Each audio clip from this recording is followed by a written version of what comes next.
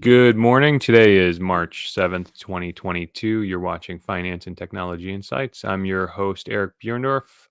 With me, I have my co-host, Brian Williams. How's it going, Bri? Very good. How are you? Good to be back after a couple weeks. Yeah. Today feels like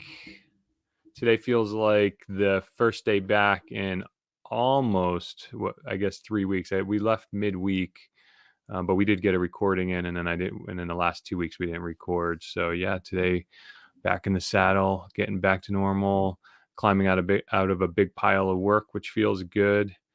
But yeah, feels good to be back. What'd I miss?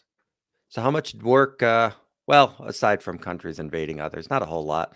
Did you do actually work, any work down there? Um, I I don't call what I did work, but I technically worked. I call it monitoring. You can do a lot from a cell phone these days. So I monitor from my phone and just make sure that I try to keep my head above water with the email, and my email I treat as kind of my honey-do list. So I address things that I can. I keep the ball moving on things when I can, but yeah, it piles up. There's only so much you can do from a phone, you know? Right, right. Is your team pretty good about knowing when to alert you and the magnitude of issues, when to key you in? I'm really fortunate at this point in my operational maturity that the team doesn't really need me for anything anymore. The service that we deliver our clients is well taken care of by the team that I have in place. So that stuff, that I don't have that kind of drama anymore in my evolution of business ownership. But we have a lot of new initiatives that we're working on that I was trying to keep moving. We have some contractors coming in. We're using we're getting new integrations and tools coming in, and without getting too technical, they're more business development projects on the internal side of the house rather than kind of external business development, new clients, that sort of thing. Okay. All right, that's good. Anything business development wise you wanted to share with the group, the audience? Yeah, so let's see. The last month I was all big on we were calling it our onboarding wizard for a while. I think we've settled on calling it the account setup wizard. So clients can actually shop for our service or shop for their IT vendor through our website and actually onboard themselves and become a customer without even talking to us if they want. We prefer to go through the account setup with a new client just to make sure that what they choose and submit is the final thing that they intended and is ideal for them. But I don't want to be ageist here, but for the younger types that like the self-service option, you could shop for our services and onboard your business as a client all through our website, which I think is a real differentiator for us. So that was last month. This channel, I think we touched on it last month as well, has inspired me to launch a YouTube channel for my company. We're well underway, heading down the road with that. So it's going to be called EVERNET Reviews. The channel's EVERNET TV. I'm still learning about the platform, but the channel is either called EVERNET TV, and we're having a sub channel. I don't know. Can you have channels on a channel? It's on YouTube or on YouTube? Yeah, you have so you have your channel name, and then you can certainly have different playlists and things like that. Yes. I think once you get to a certain point, you can customize your URL a little bit, so that Right. so that changes things a little bit. But yeah, you can have your channel name, but So that can be changed at any time. Yeah, so the channel I think is called EVERNET TV. The show, I guess, is called EVERNET Reviews, and the nature of the show will be me doing a format like this with vendors or maybe an internal resource or by myself if a vendor doesn't want to participate. But basically, one of the reasons why I didn't want to start a YouTube channel is because I didn't want to just have a self-serving promotion or advertisements for our company. So I didn't really think that would bring value to an audience. And then it kind of occurred to me what would bring value is if we did reviews of vendors of products that we see our clients use.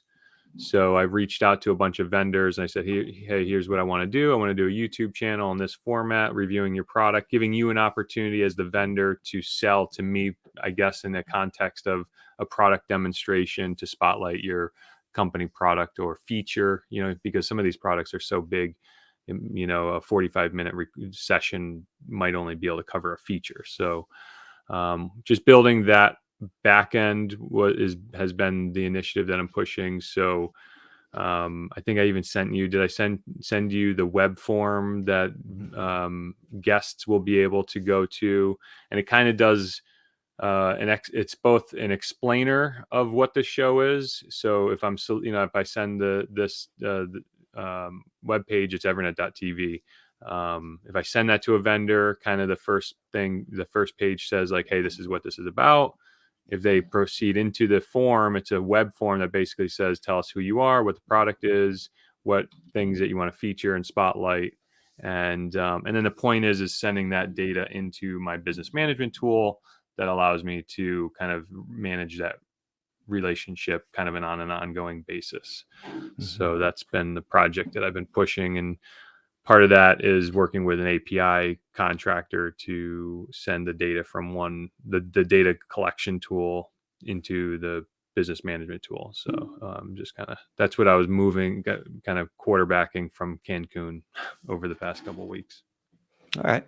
Well, that seems like it should be relatively smooth, getting from one system to another.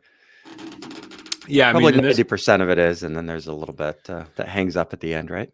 Yeah, this integration will be a lot easier than the account setup wizard, because the account setup wizard actually had the complexity of creating contracts and billing configurations in our business management tool. This is just contact information, so it's going to be a lot easier. So that was what I was working on from Cancun. The other thing that I'm doing is I provide cybersecurity training to my clients, and I provide the training to our clients. So our clients, it's been coming down the pike, but basically by now, all industries and even some regulatory bodies actually have expectations that businesses are receiving recurrent cybersecurity awareness training, basically for, to the end user, recurring training, how not to get hacked. Mm-hmm. And I've been for the past few years providing this training kind of in a one-to-many session, like a webinar that my clients would have to like schedule, and they would all pop in. They could all do it from their own computers if they wanted to. And sometimes they would put me on the conference room, big screen or something. And I would do like an hour-long kind of webinar training session on themes and topics and things about cybersecurity and hacking and stuff like that. And I just felt like it's not really scaling well. And quite frankly, even though I have a lot of experience consulting and training, the content is produced by me. And while I feel like I have kind of the ability to produce attractive PowerPoint presentations, it's just not, I feel like I could get a better service to my clients. So I'm actually doing product research right now on a service that I'll resell to my clients that will be kind of more of an automated cybersecurity training platform, where every employee in the business will get an email about, scheduled training and things. And then I'll be able to report to the client or my primary contact at the client, their percentage of success and failures, because there'll be like a 5-question assessment or something like that. You know what I mean? Did the employee watch the video? Were they able to regurgitate some meaningful use out of it? And then I'll produce reports and things, and I'll be so that way the clients will have some meaningful measure of, are we taking cybersecurity seriously, and how well are we doing? Does that make sense?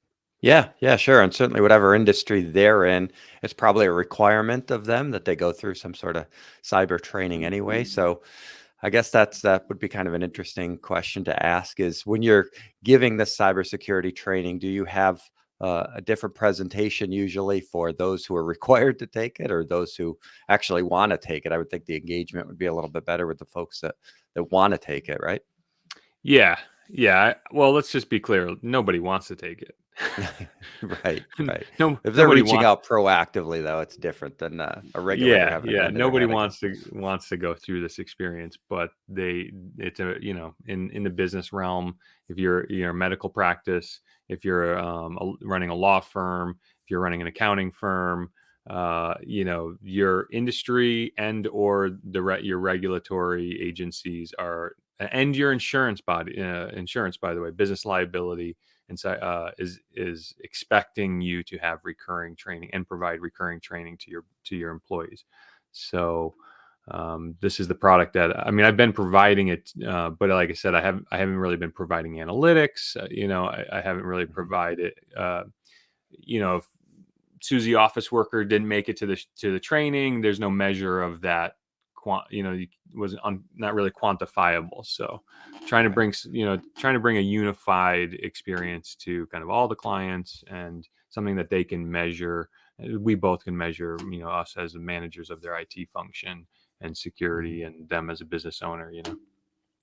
Yeah, and I'm just thinking if I was a hacker, my new hacking technique might be to send it out as a cybersecurity exam or just kind of mask it. Say you have to go through your annual compliance exam. Here's the link, and Totally. then they click that, and that could be the hack.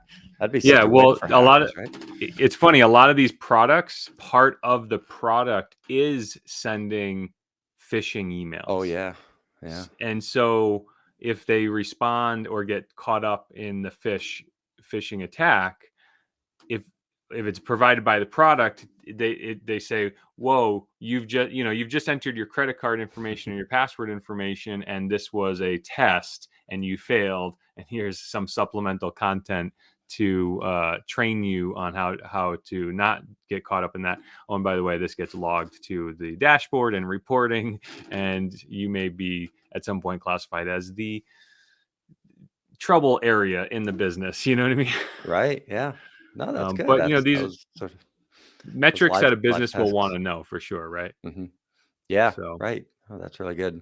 what about you? What's going on in Northshire Consulting? What's new?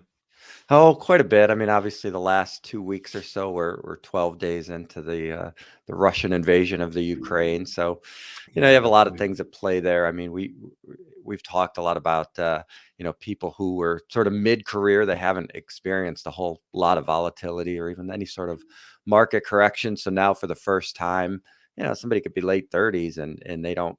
2008 was 14 years ago at this point. So even if they do remember it, they probably didn't have much of a balance in their account. So, you see things in these message groups, forums, or Reddit.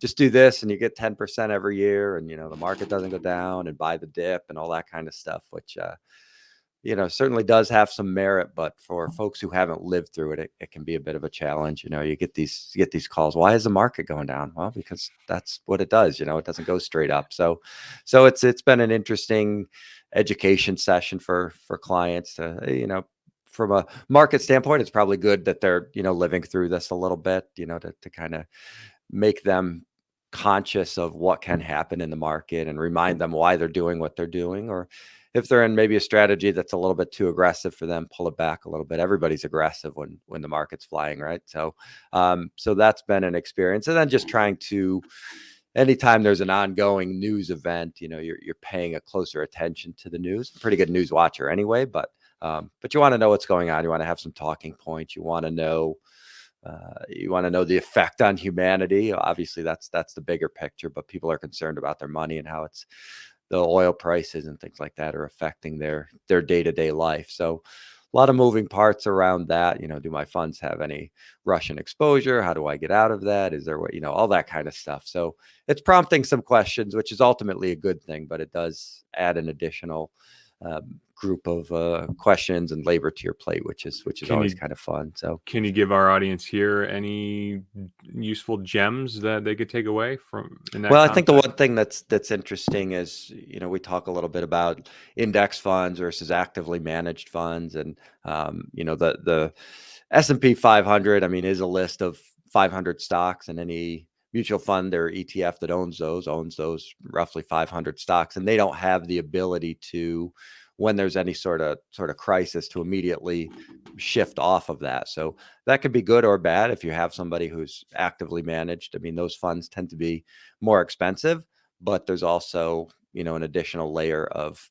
portfolio managers and teams executing on that portfolio. So the Russian stock market is considered an emerging market. So if you have a fund that has emerging markets in the name, that could be an index fund or they're going to own some Russia. They don't have the ability to get out of that unless the indexing body that's telling them to do that removes it from the index, which is a little bit longer process. So, if a portfolio manager is managing a portfolio, they say, well, this Ukraine thing could be a mess. Let me get out of Russian stocks. They can do it. But if you're beholden to an index, that if that index fund has Russian stocks, you have to keep it until they tell you to. So that's a conversation you're sort of having with clients about the difference between the two type of funds and why they have that exposure. And even on the emerging market side, the Russian market was maybe 2 to 3% of the portfolio overall, but it's just kind of interesting, the mechanics behind that. Yeah. More important than actually your exposure to the Russian stock market is, the energy cycle and the energy stocks and what's going on there, which I'm sure we'll probably talk about later in the show. But when you get to 13-year highs on oil, 14-year highs, and you're $115 a barrel, people see that, they know that, whether they're checking their portfolio or not, they're seeing $4 gas, which is crazy because we haven't seen that in a while. So a lot of moving parts. It's not just the statement side of it, but it's the real life. It's, the inflationary pressures that they already had through the grocery store and supply chain issues. And now the oil kind of confounds that. So I both find of it those things interesting. happening has been an interesting couple weeks or so. Yeah, for sure. I find it interesting that Russia's stock market is called an emerging market. Uh, is that just a egotistical or egocentric slight to Russia, It's or No, it's who? just kind of a nice way to put their economy's not there yet. So every country is either a developed market or an emerging market. So Oh, so there may not be a track for that person or that country to emerge, but it's a nice way of saying emerge. It's a lot like junk bonds over time became called high yield bonds because nobody wanted to buy junk, right? So, but right. they're the same thing. So an Huh. emerging market may Can, emerge and become developed, but it may not. that's still interesting. Thinking that in so many respects, we view Russia as a world power, right? Or I mean, Mhm. so to be a world power and then an emerging market, is China an emerging market or are they a developed market? They are considered a developed market. Pretty sure I have to check that, but yeah. Sorry, I didn't mean to quiz you so No, that's early. all right. No, that's okay.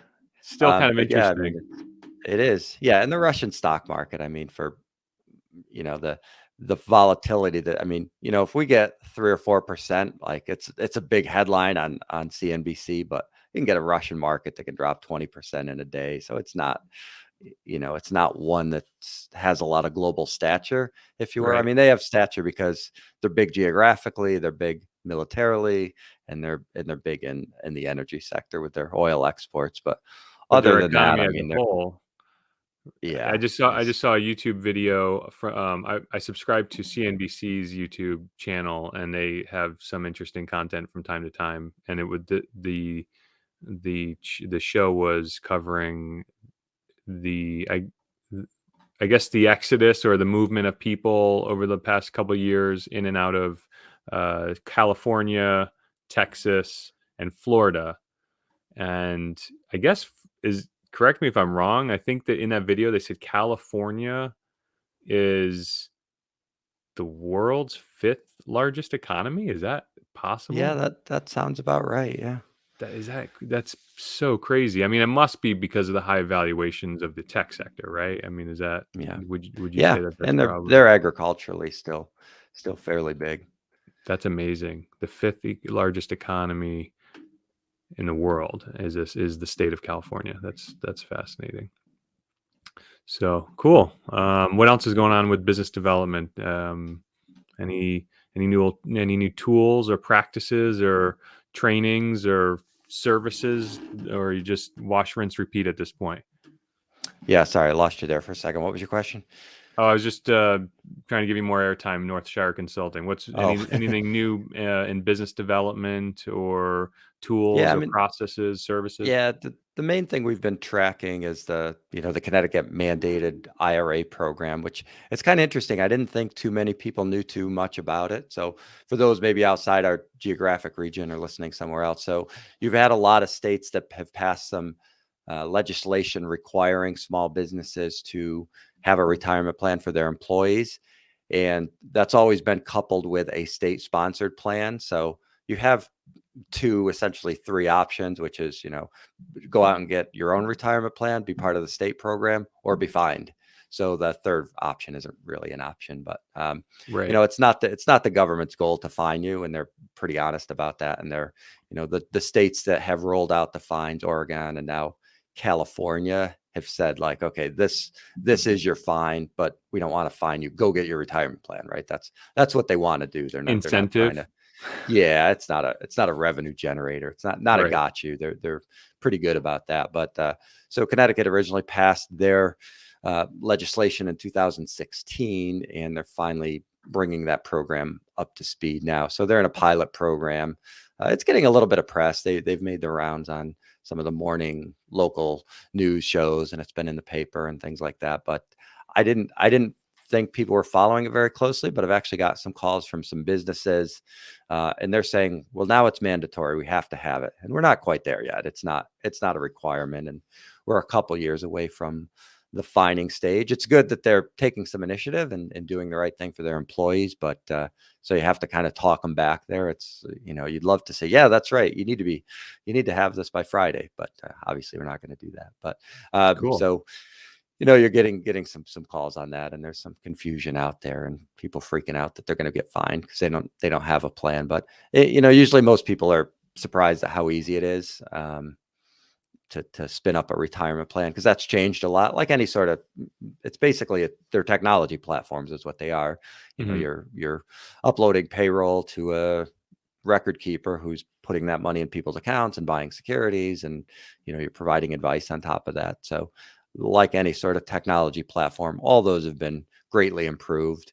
And there's a lot of tax credits too that are, in most situations, are paying for the first 3 years of the plan. So labor wise, it's not a big deal for employers, and the cost standpoint, it's not a big deal for employers. So it's all good news. But that's starting to pick up a little bit traction there. So like you with your process, we're just trying to streamline that and be as efficient as possible. A little 5-person bakery or something like that, you want to help them out and you want to point them in the right direction, but it's not the most profitable piece of business. But at the same time, I'm not going to push them away and send them to a state program that might not be the best solution for them. So I have to constantly, the idea, keep wringing out the sponge, right? You're just trying Yeah. to streamline that. Every time a new business comes on, it's like, okay, here was the process. It would have been more optimal if we could have done this. So let's next time, do that. So and the smaller the business is, usually the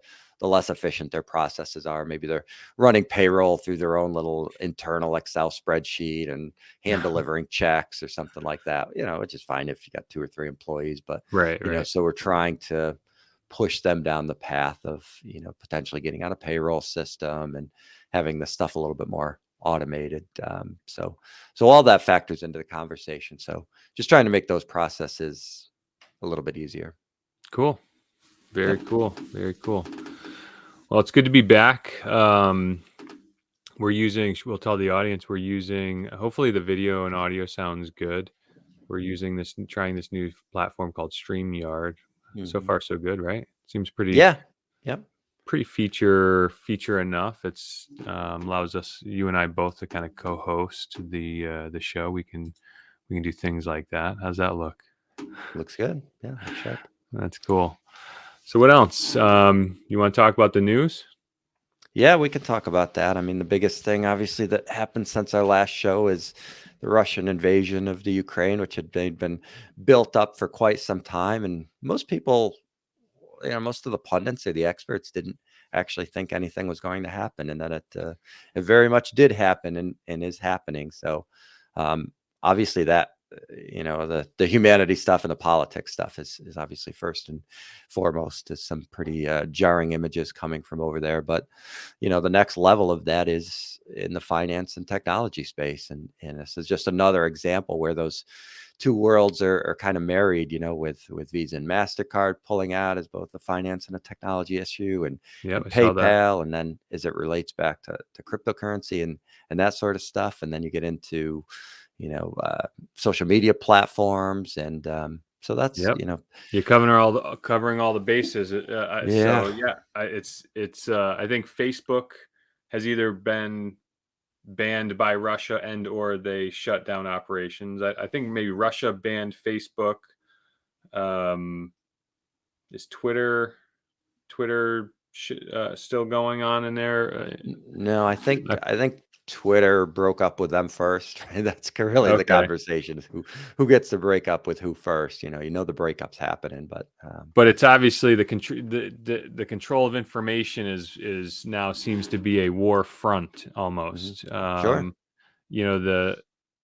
And honestly, I don't even think our government is any different. It's just a propaganda machine. You send the messages. Whoever controls the microphone or the podium gets the advantage or home field advantage for controlling the narrative. I'm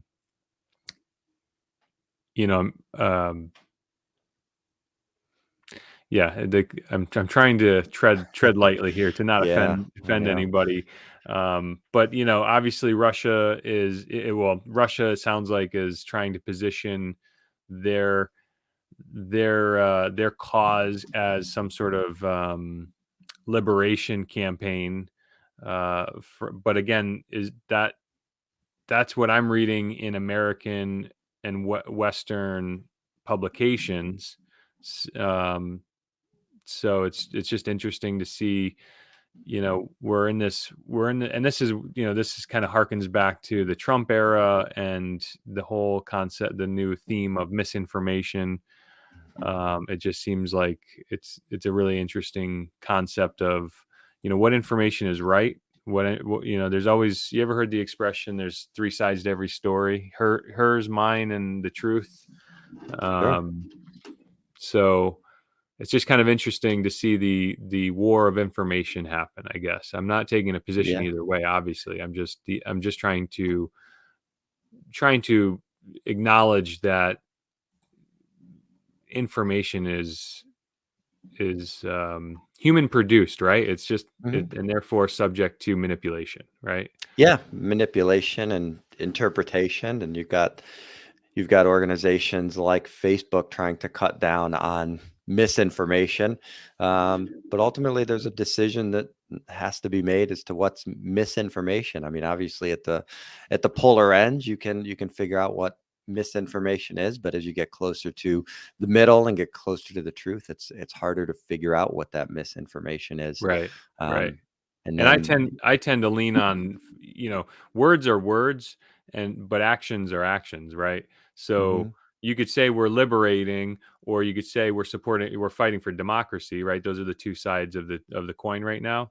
But if schools and apartment buildings and children and families and homes are being bombed and destroyed, it really doesn't matter what the narrative is on either side, right? It's just stop doing that. Use the power of the vote to govern a people. So it's just an interesting, the information war front is what I'll dub it. You heard it here first. The information war front. Right. Yeah, and it's always wrapped around the idea of the greater good, right? I mean, that's how Well, you it's get always away for the with children. doing. It's Yeah, always for you're doing that. Yeah, it's like, yeah, there'll be some war casualties, but ultimately, we're liberating millions of people, and there's going to be misfires and that sort of stuff. That's not my opinion. I'm just using what other sides would say to that, is right. It's about the greater good. So, um, yeah, I mean, so it's been interesting learning about the global payment system and how money sort of flows around, and how that relates back to, cryptocurrency, and how the positives of that could be seen as a negative, right? So the idea of, it's been good because people have been able to contribute to the Ukrainian effort through the digital cryptocurrency platforms, but you also have the ability to contribute to the Russian side of it, and the less ability of the governments to kind of freeze assets, or freeze the flow of money if they're not in charge of it. So, You beat me so to it. that'll but yeah, that's sort of the interesting thing that's come out of this, and from a market perspective, how cryptocurrencies have moved.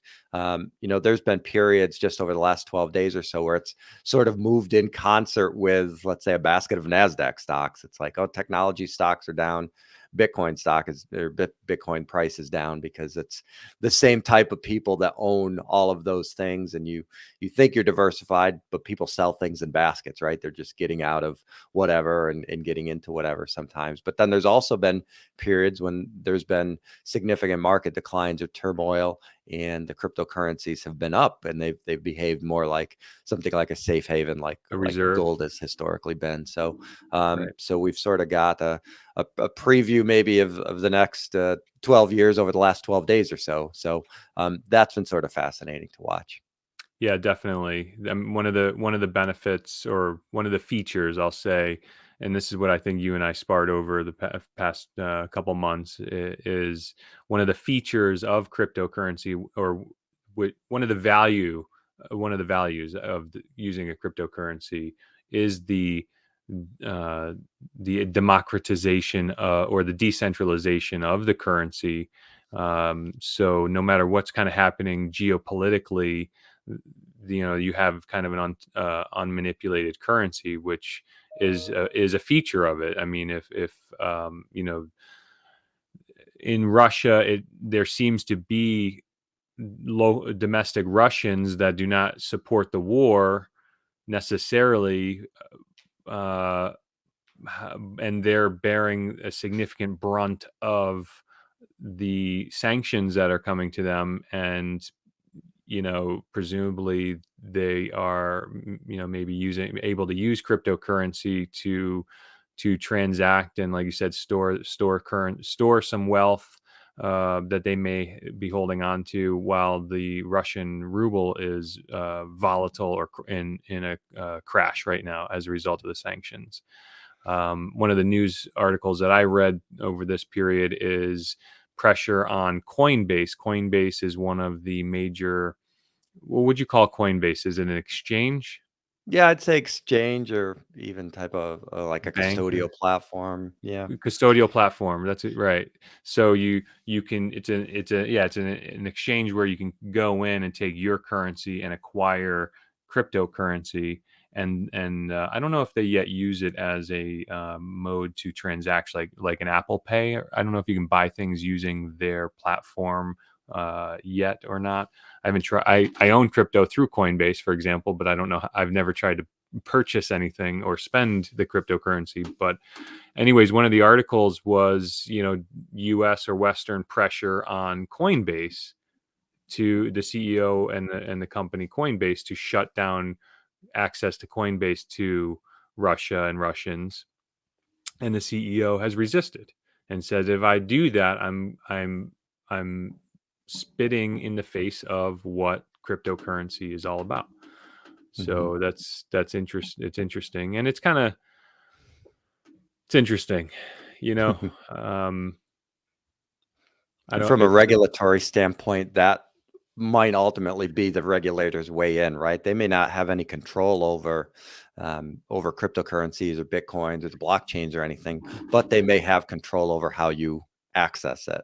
They Right. may even go to the internet service providers, or go Right. through these exchanges. And and that's things like, is cryptocurrency, is it truly is it something like a stock that doesn't need to be regulated by the Securities and Exchange Commission, or is it really more like a painting or a piece of art, or some kind of other collectible that can just be, sort of buyer beware, seller beware, where it's not as regulated a market? So those are all questions we'll figure out quickly. And does what's happened over the last 2 weeks or 2 months, does that hasten the need for some regulatory involvement? Right? Like the old phrase, right? Don't let a good crisis go to waste. Does Oh, yeah. does the SEC or government get involved and say, hey, look, make an example out of Bitcoin or one of these exchanges, and say, look how they funded, how money flowed through to Russia through this platform, Good and we need point. to regulate it. So Good point. I yeah. think ultimately if they take that route, they're only going to end up hurting an individual business entity like the exchange, because Mhm. the currency itself is decentralized, love it or hate it. So you can Mhm. regulate your government, you can regulate your people and the businesses operating within your borders, but the currency itself is untouchable, so to speak. So the Chinese can regulate it, and they've talked about, and they may already, and you can tax it and treat it as a currency, and that sort of thing. But the Russians who are using it, let's say for legitimate purposes, or trying to, the that are being injured by the sanctions or whatever, they're still going to use it. And while their government is maybe in upheaval, that's still going to happen. So, anyways, it's an interesting space for sure. Hopefully, yeah. I don't know how this one de-escalates. I really don't. It Yeah, you know, I don't know either, unless you've put so much pressure on the Russian people that they start to demand better behavior from their government. And that's the unfortunate part of sanctions is, Vladimir Putin's never going to wait in a bread line, but the right. sanctions are going to affect people who unfortunately don't deserve to bear the brunt of it. But And he doesn't seem to be the type of world leader that goes home without a trophy. mhm. So what's the trophy going to be, so that when he goes back to his people and he does his press conference and uh, you know does some horseback riding junket, shirtless, and tries to represent that he's a powerful liberator of Ukraine. I don't know how, what's the pelt gonna look like, you know um Yeah, yeah. I mean, just I guess any sort of.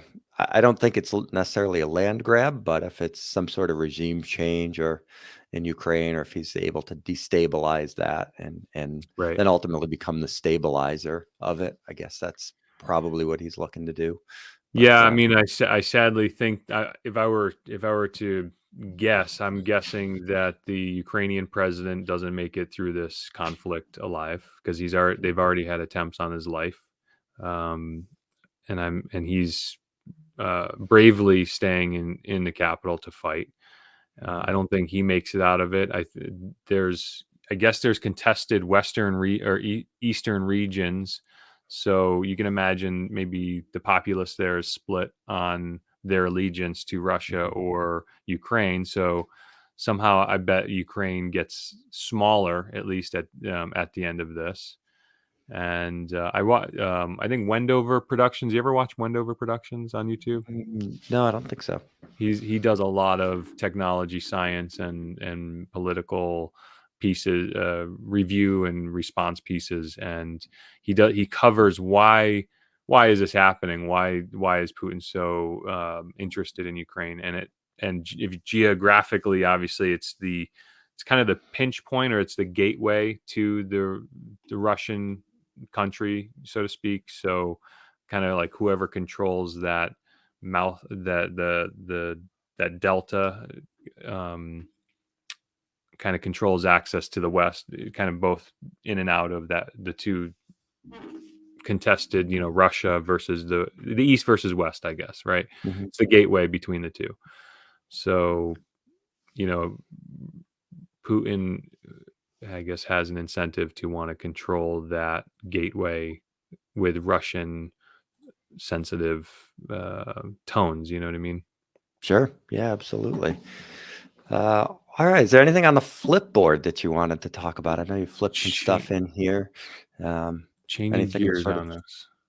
What are we yeah. doing here? Let's see.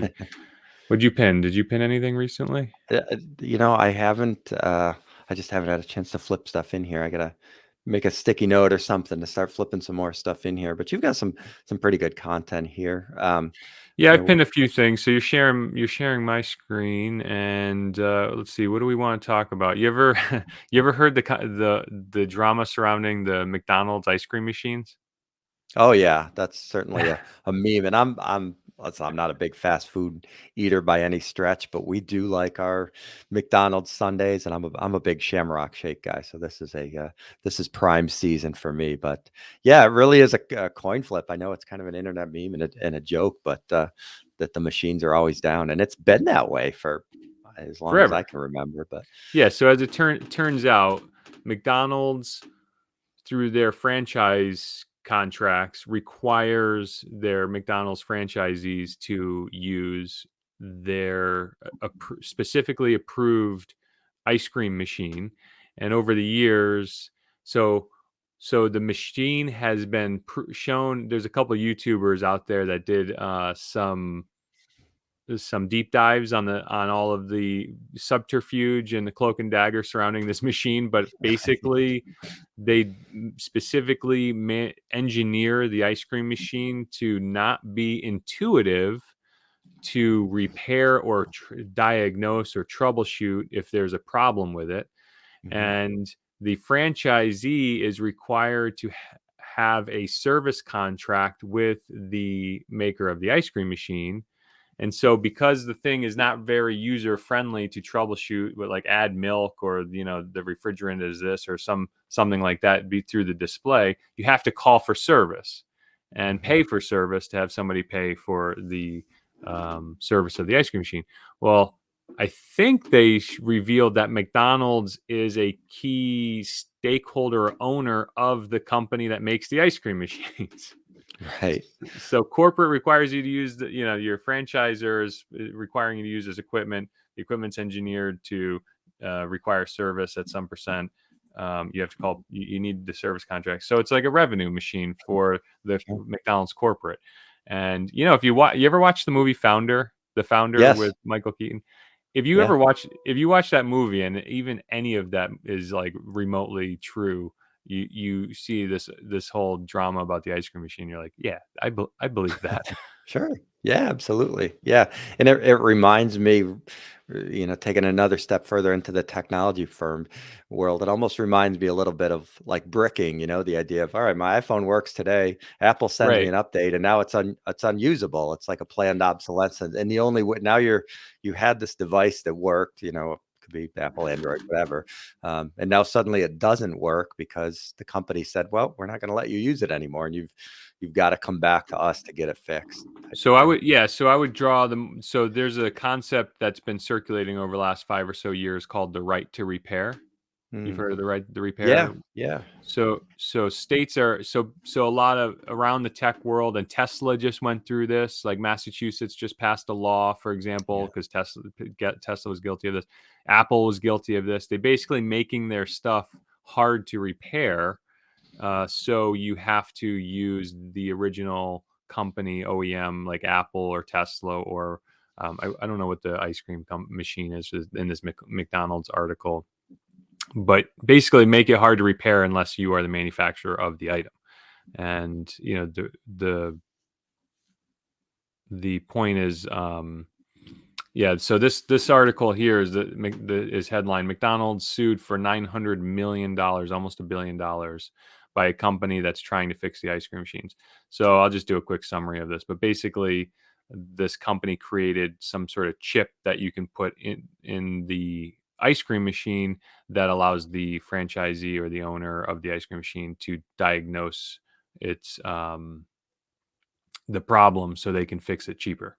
And I'm surprised that this article actually didn't cite specifically the concept of quote unquote the right to repair, which is really what this is all about.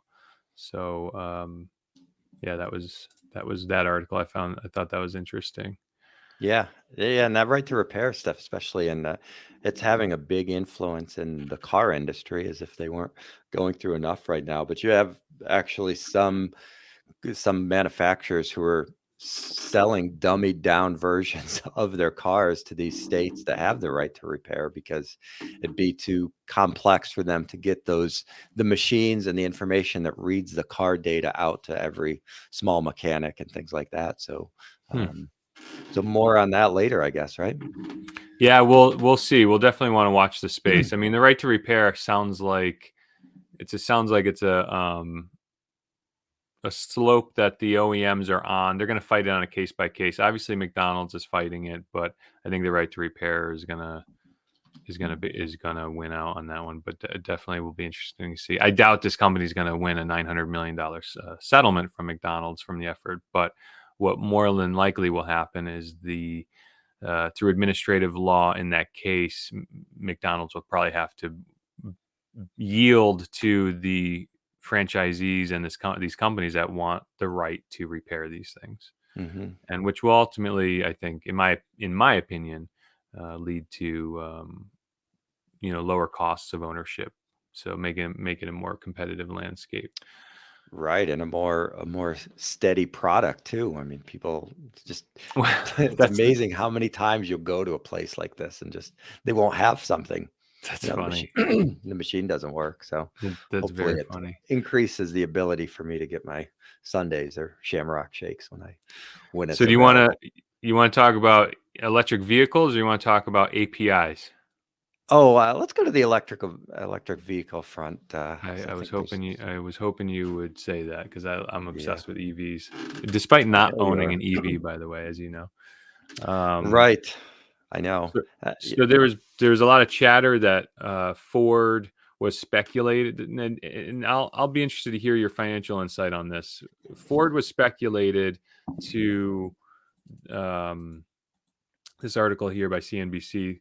For the past few weeks, it's been rumored that I'm trying to play with our view here. That one, I guess that works.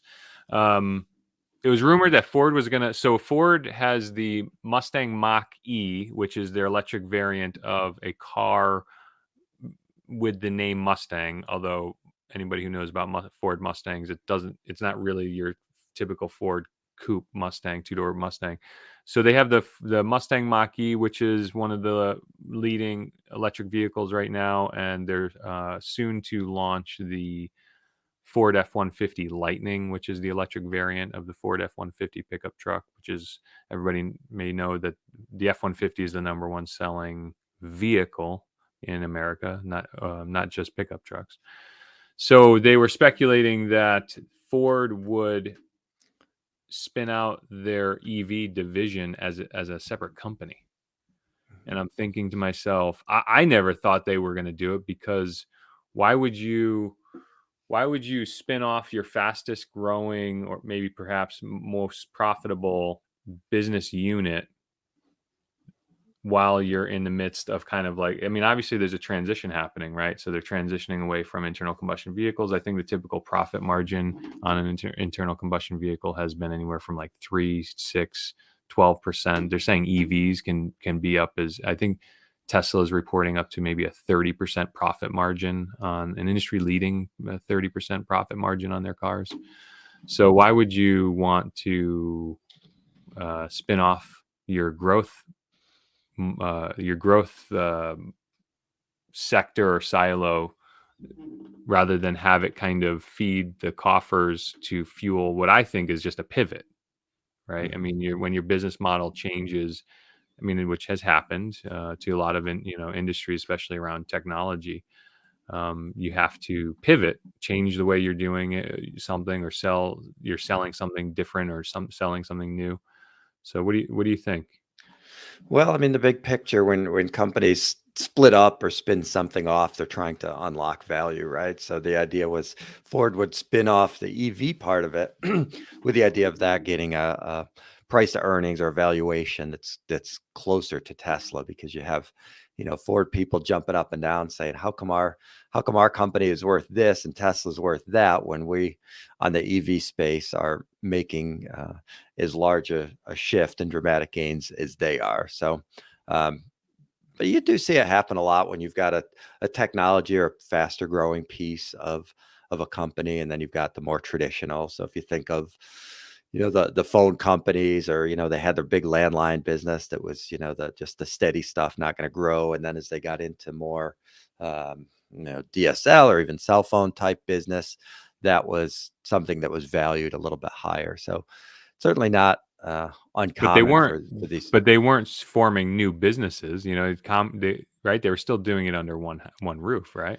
Right. But you see these calls to kind of split it up and Right.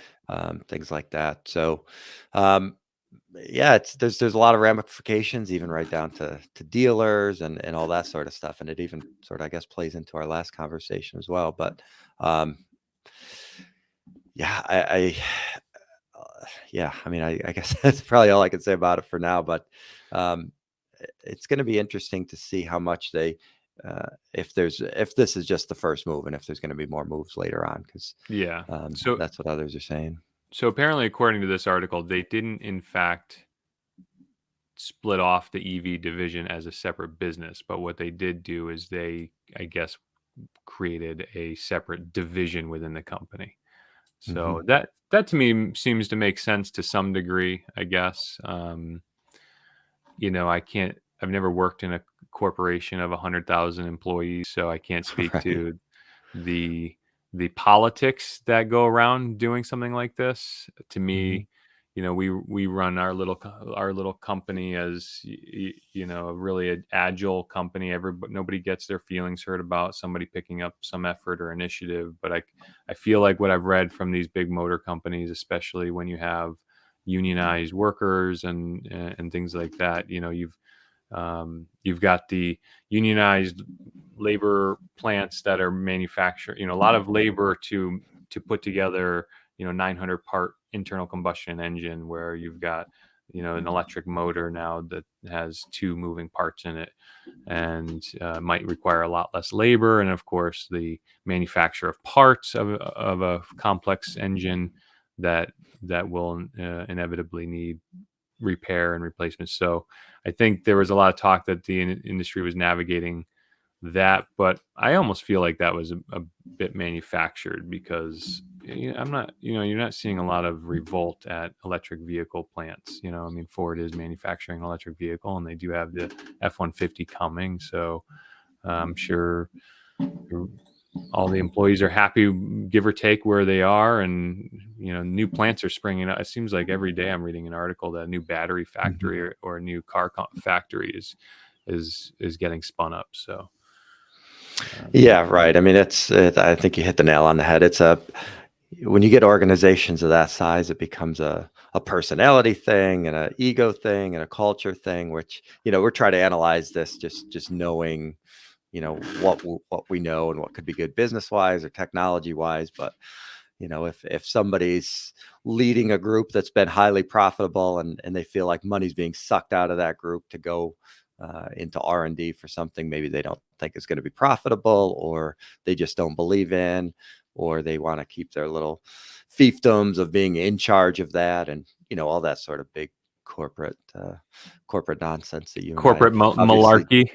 yes, Our that president you and I have uses the word obviously made a malarkey. decision to stay away from. But yeah, more to come on that, I guess.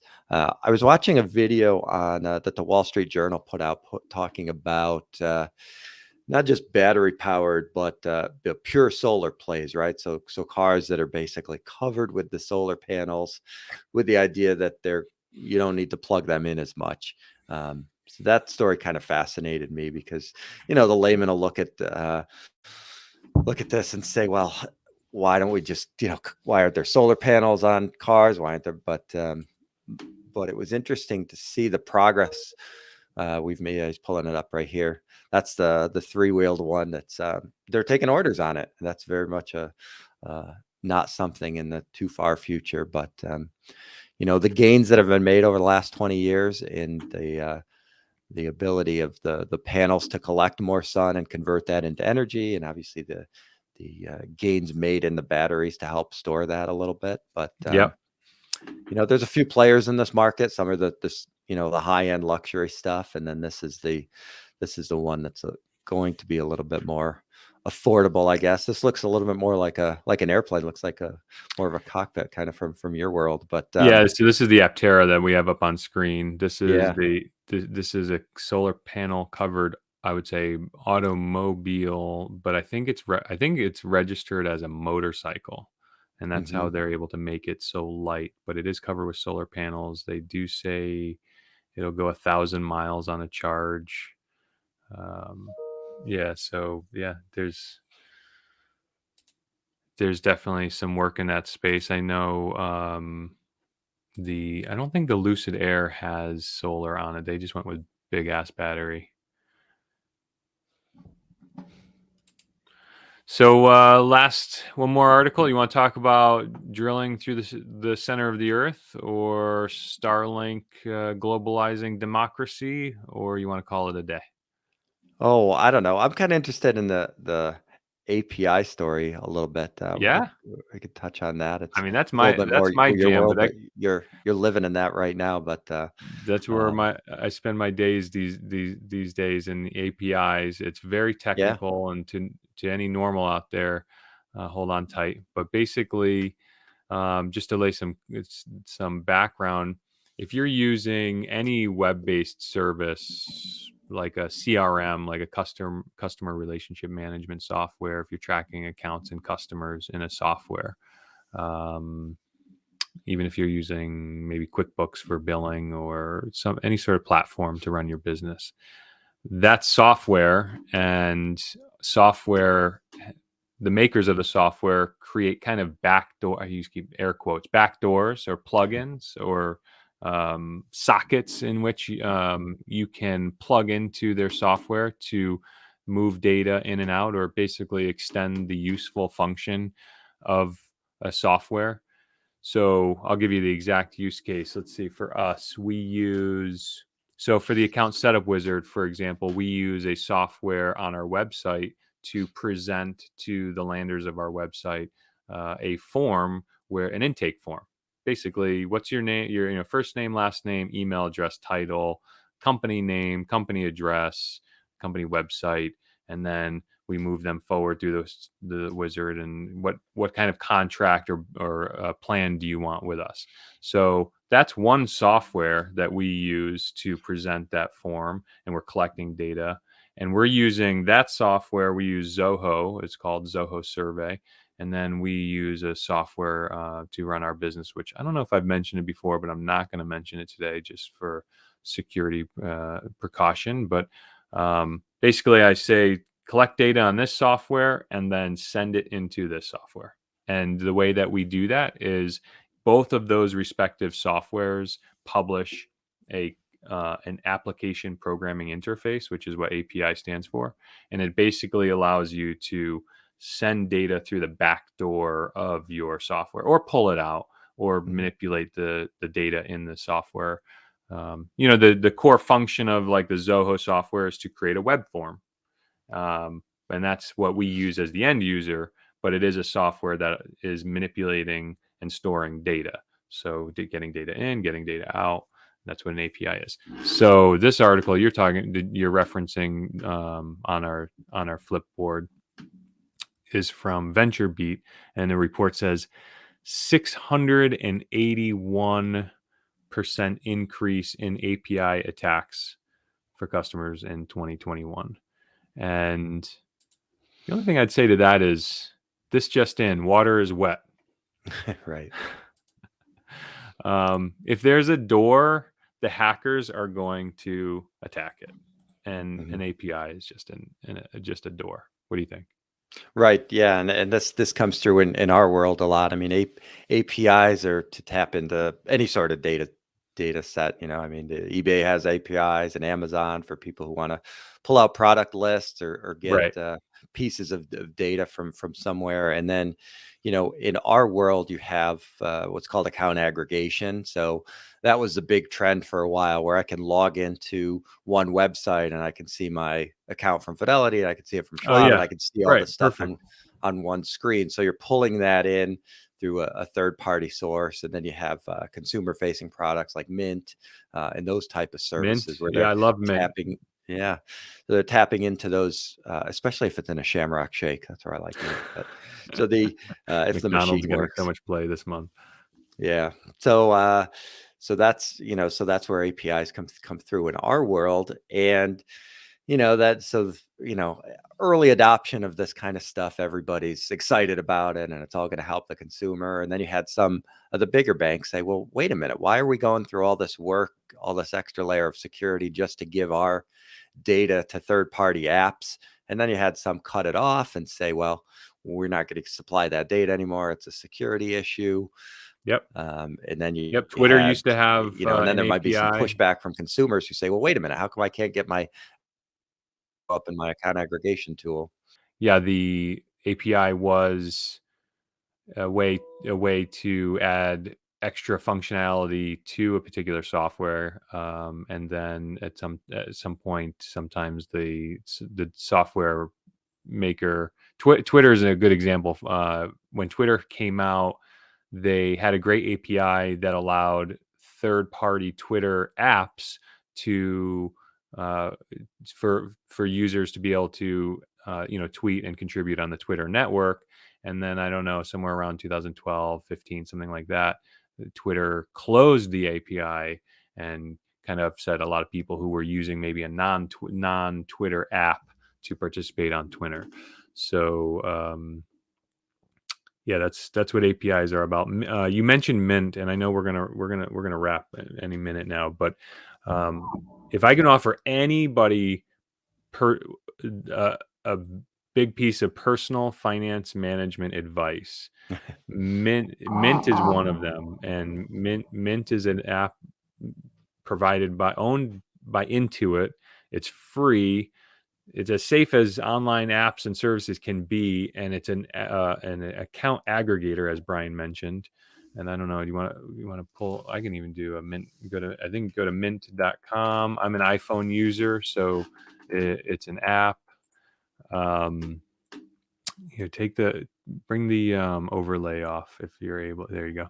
So this app, Mint, from mint.com, Intuit's mint.com, is such a cool app that allows you to bring all of your accounts in, your mortgages, your checking accounts, your savings account, your brokerages, your investment accounts. It'll track your net worth. It'll give you values of it'll give you the value of your cars, compare that to the loan you have outstanding on it, give you the net difference to kind of give you a real-time view of your net worth. It's also great if you have more than one credit card, checking account, or something that you're spending from. It'll aggregate your transactions, which I think is one of the biggest things that people can do to avoid or to respond to identity theft. Mm-hmm. So if your card has been stolen, you should be monitoring your transactions on your accounts. And yeah, I can't speak highly enough. I'm not in love with Intuit, the company, for a bunch of reasons, but oh wow, I didn't know they owned Credit Karma too. Credit Karma was my second, is always my second recommendation. Monitor your credit report. Credit Karma is another app that is free, and you should be always monitoring your credit report. Anyways, I digress. But you mentioned it, and it's something that I tell my friends and family aggressively, that monitoring your transactions using an account aggregator and your credit score goes far in protecting your identity. Yeah, absolutely. Any of those tools that can help you on a daily basis. And you find it becomes part of your routine, right? You go in and you check these things in the morning, make sure there wasn't somebody taking Exactly money out of right. your account and shoveling it to Russia or something. And so, yeah, it's good to monitor. And in the back end, all those things is APIs, right? So Yep. pulling the data in and making So it available. So Yeah, so it's no wonder. I mean, like I said, on that report that you mentioned, 681% increase in API attacks for customers in 2021. And like I said, this just in, water is wet. So, Right. yeah. Right. So always trying to toe that balance of making information available to the clients and others without, keeping an eye on the data security part, which is never going away. That's just a constant battle that we all go through, right? Yep. So what do you say? You want to bring us out? Yeah, sure.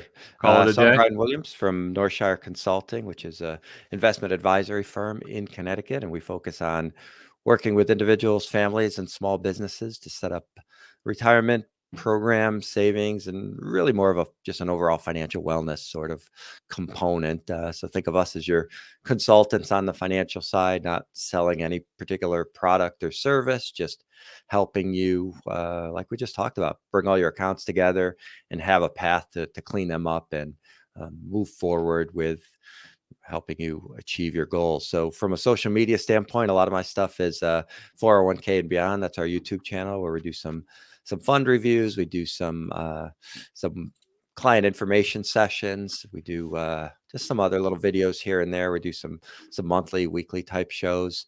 And on Instagram, dipping our toe in the water a little bit on TikTok, but and the main website, of course, is northshireconsulting.com, where you can send us a message or just book that introductory call and take it from there. Nice. And I'm Eric Buhrendorf, CEO of EVERNET Consulting. We are an IT service provider and consulting firm out of Hartford, Connecticut, but we support businesses all over America. If you have a company that uses computers or has an IT function and you want a second opinion, or you just want to tell me what pains you and see if we can help you, go to evernetco.com, evernetco.com. Look us up on any social network. We're on all of them at the, I think, tag EVERNET Co. We have on most of them. So we'll have links in the description below. We used a new recording platform. Hopefully this will help our video quality and our production quality. And find us on your favorite. Brian does rip the audio from our shows and uploads them to your favorite podcasting app. So we are available as a podcast. And if you find us even remotely entertaining or educational, please consider giving us a like or a comment or a share. Thank you very much, Brian. Yep. Yeah. And our Flipboard pages and Facebook group as well. Be sure to check us out there as we start to put more content out there. And eventually we'll get to the point where we're, kind of preloading some topics maybe and get your feedback and comments on those topics before we discuss them here. So check those out as well. Those links are in the description, as Eric said. And we will see you next week. We'll see you next week. No delay.